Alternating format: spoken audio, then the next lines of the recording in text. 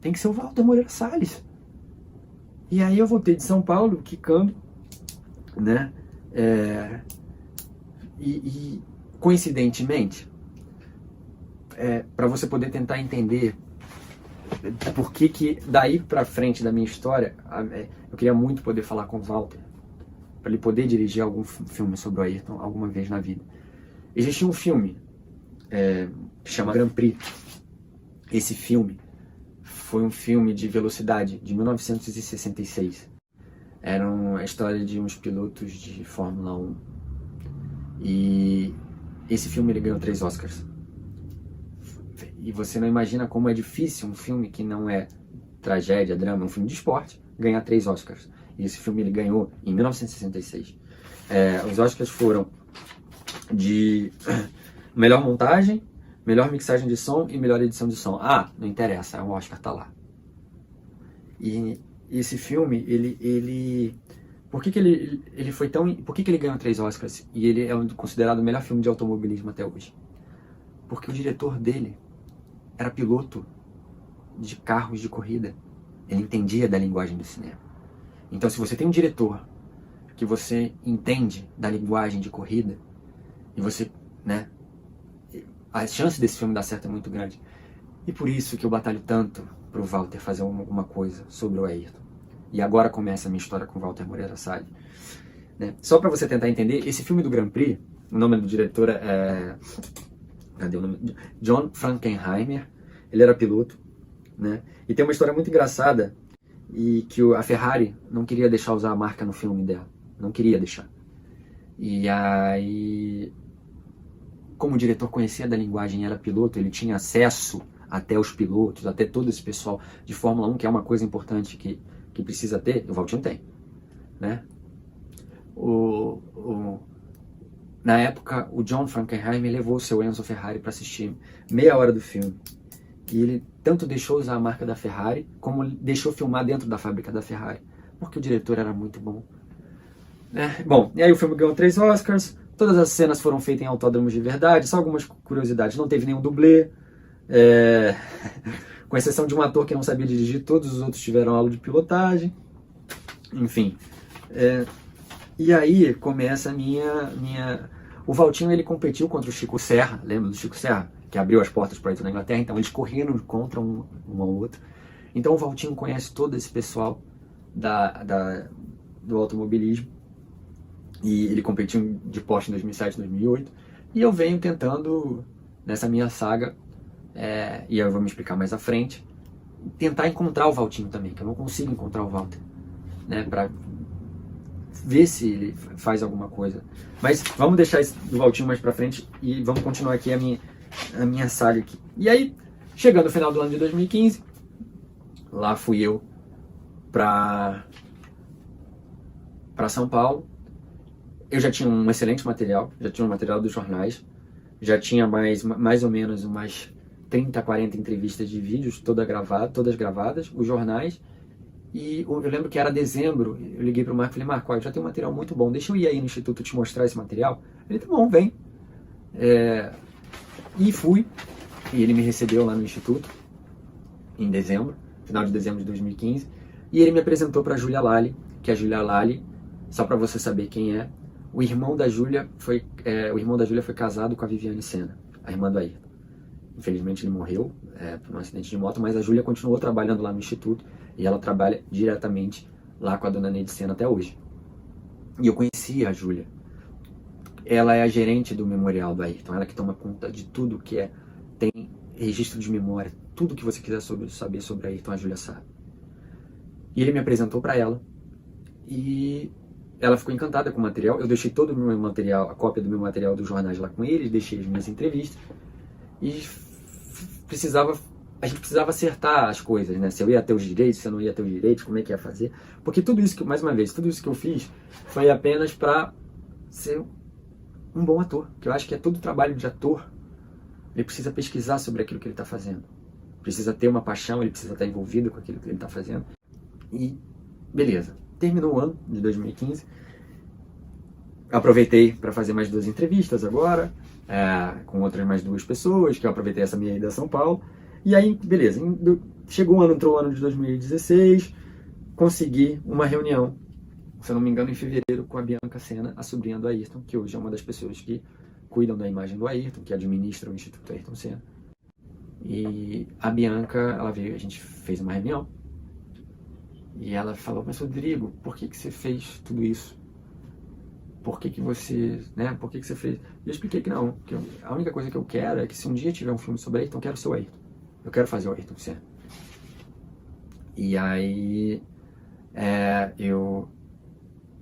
veio e falou comigo: olha, Rodrigo, você surgiu uma hora muito interessante pra gente, porque a dona Neide, ela vai escrever um livro sobre o Ayrton, e a gente queria contratar você para trabalhar e dar continuidade nesse trabalho que você vem fazendo, de entrevistar as pessoas e filmar, mas agora você vai trabalhar, você vai ter um contrato com a gente, você vai reportar todas as entrevistas que você fizer, enviar, e nós vamos te pagar para isso. Toda vez que você vier a São Paulo, você vai receber por isso, você vai assinar um contrato, todas as entrevistas que você já fez, a gente vai te pagar, entendeu? E eles foram super, super corretos comigo, em todos os sentidos, todos. E beleza, ok, eles me contrataram no começo de 2016, eu fui apresentado à dona Neide, e ela: meu filho, mas você, por que você fez isso? Mas como é que... O que você quer em troca? Eu falei: não quero... Meu objetivo não é dinheiro financeiro, não é nada disso. Meu objetivo é tentar fazer o melhor material que alguém já pôde fazer sobre o Ayrton Senna. E... né? E, enfim. E ela, então, contrato assinado, comecei a trabalhar para a dona Neide. E uma das coisas que a dona Neide falou, que foi muito importante, é que todo aquele trabalho de pesquisa de jornais que eu fiz eram pessoas que ela não via, os cartistas que ela tinha visto menino, hoje em todos os homens formados, né? Eram pessoas que ela não via há mais de 40 anos, mais de 30 anos. E ela estava ela chegou a ver essas entrevistas, né? Entre dezembro de 2015 até fevereiro, ela viu algumas entrevistas. Eu acho que isso é que deu o aval para começar a trabalhar para ela, porque ela gostou das entrevistas que eu fiz. E aí tá, uma das coincidências, cara, pode ser uma bobagem, mas que eu sempre ia de carro para São Paulo, e nesse final de semana que eu fui, eu sempre, toda vez que eu ia para São Paulo, eu passava em Aparecida, mas eu nunca, eu ia lá no santuário muito rápido, rezava um pouquinho e depois pegava a estrada, ou ia na ida ou na volta. Eu nunca tinha andado pelo santuário, pela parte de baixo do santuário. E uma das coisas que me emocionou muito quando eu fui, desse final de semana assinar o contrato, que eu fui andar na Basílica mesmo, conhecer a parte lá onde as pessoas acendem as velas, no subsolo. E nesse final de semana que eu assinei o contrato, eu desci e falei: nossa, que legal. E lá na parte de baixo, adivinha o que tinha? Um capacete do Ayrton e as luvas do Ayrton. Num cantinho lá né, tem algumas coisas de pessoas famosas ali, né, que alcançaram algumas graças, ou coisas para se rezar. Aí tem lá um capacete do Ayrton, que mostra isso. E isso foi uma coincidência que me emocionou muito, assim. Foi esse final de semana. E aí comecei a me dedicar integralmente a esse projeto e a entrevistar várias pessoas que foram, do ano de 2016 todo, eu fiquei só em função disso, não fiz outra coisa. Não fiz nenhum trabalho de teatro, assim, que eu lembre que tivesse alguma relevância. Algumas entrevistas que para mim foram muito importantes nesse ano de 2016 foi entrevistar a Xuxa, que teve histórias incríveis sobre o Ayrton com a Xuxa. Entrevistei também, entrevistei a própria dona Neide, a Bianca Sena, que é a sobrinha dele, e entrevistei também o seu Galvão Bueno, para mim referência, né? Locutor esportivo de referência, adoro o Galvão, né? Bom, no final de 2016 é que começa esse negócio do Walter, começa a ficar mais forte no meu ouvido, né? Detalhe, só antes de entrar nesse negócio do Walter, como é que eu uma curiosidade, tá? Como é que eu editava essas entrevistas? Eu gravava. Como é que era feito esse material? Eu tinha um tripé, que é exatamente esse tripé que tá aí, segurando no telefone, e o meu telefone celular. Todas as entrevistas eu fiz no meu telefone celular, e nesse tripé. Era eu, o tripé, o carregador. Só nós três.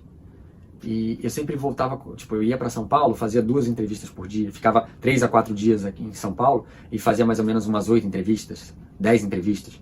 E eu voltava pro Rio morrendo de medo de pegar a linha vermelha e ser assaltado com essas entrevistas no telefone, meu Deus. Eu levava notebook também para poder salvar, porque o meu telefone não tinha espaço, então eu fazia 2 entrevistas e aí botava esse material no computador, né?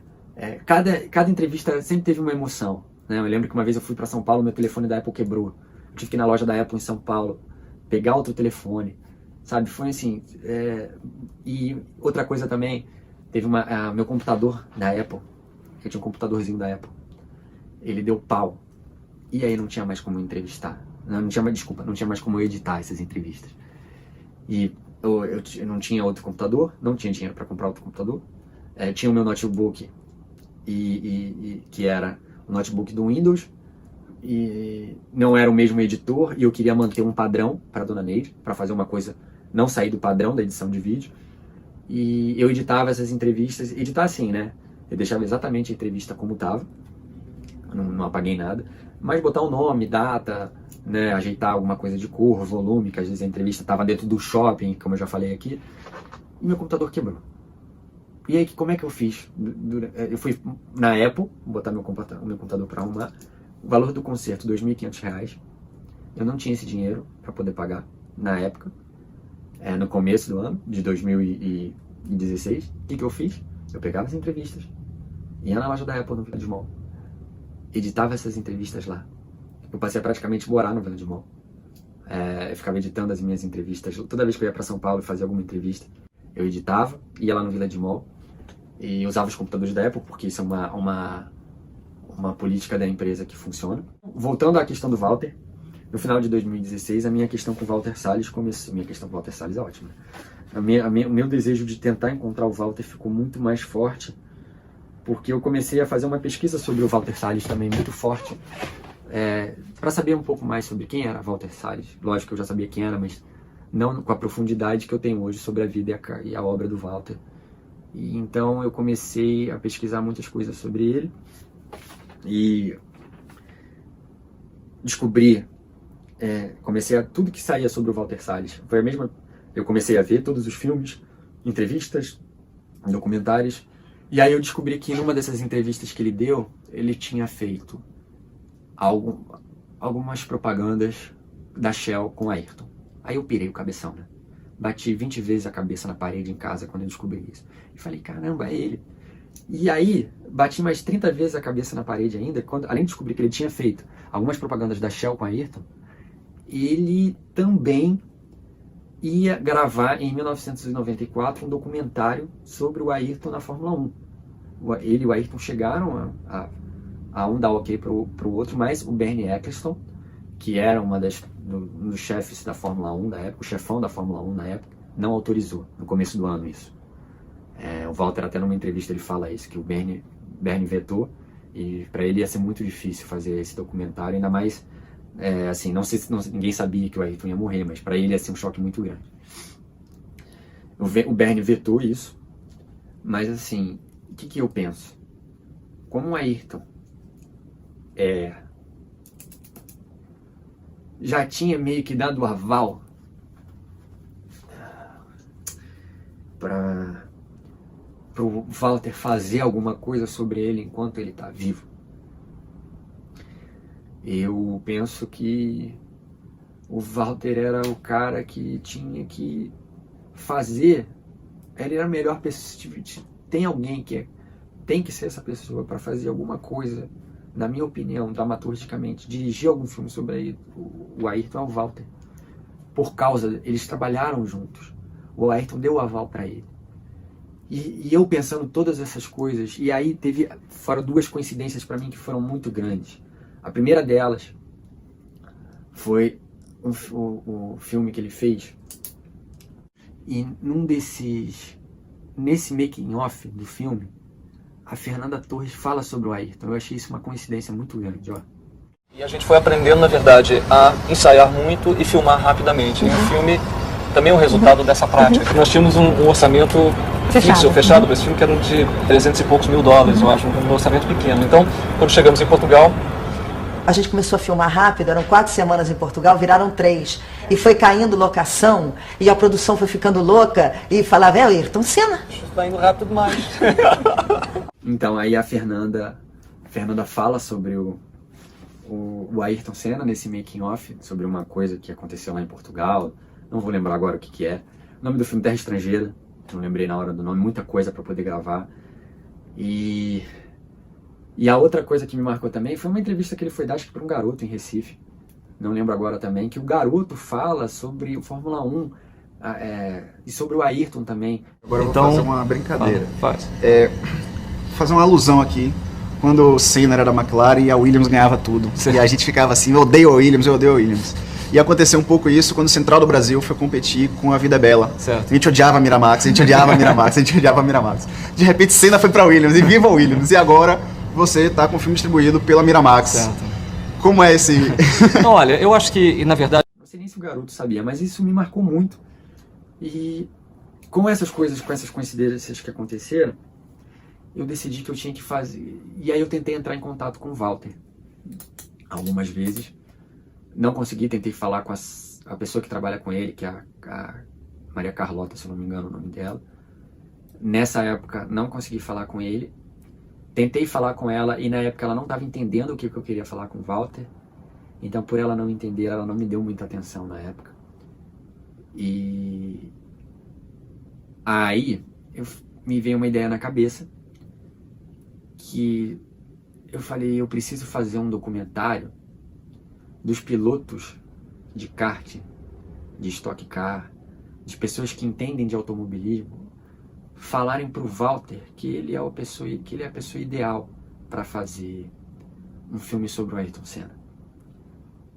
E algumas pessoas eu já tinha entrevistado, outras não, e eu lembro que eu fiquei empenhado já no final do ano de 2016 a fazer um documentário sobre ele. Não é um documentário, mas um mini documentário com essas pessoas que conheciam o Walter e o Walter conhecia, falando, olha Walter, você é o cara para fazer isso. Desses pilotos, dessas pessoas de automobilismo, falando da importância que o Walter é o cara para fazer um filme sobre Ayrton Senna algum dia.